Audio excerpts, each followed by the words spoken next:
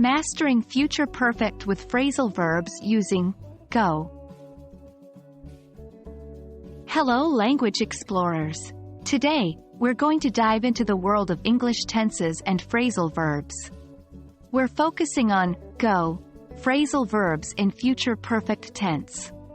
This might sound complicated, but don't worry, we're going to break it down and make it as easy as possible for you.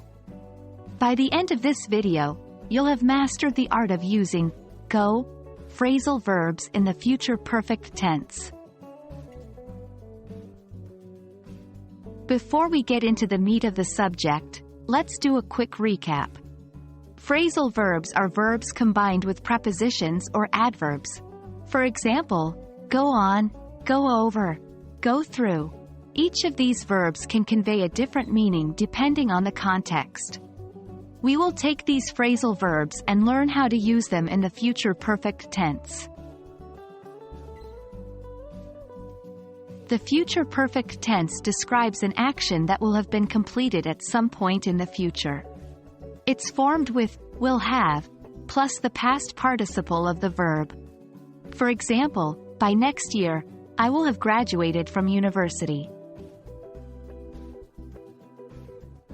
Now that we understand the future perfect tense, let's apply it to our go phrasal verbs. Go on.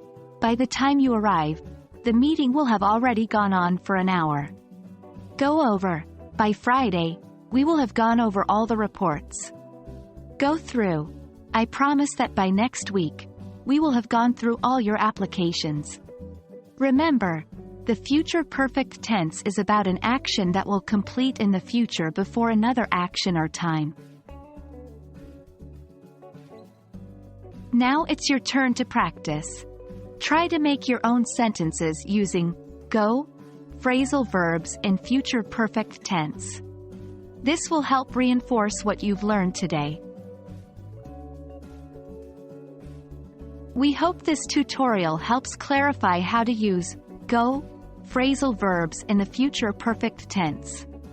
It might seem a bit tricky at first, but remember, practice makes perfect. Keep practicing, keep exploring, and soon enough, you'll master it.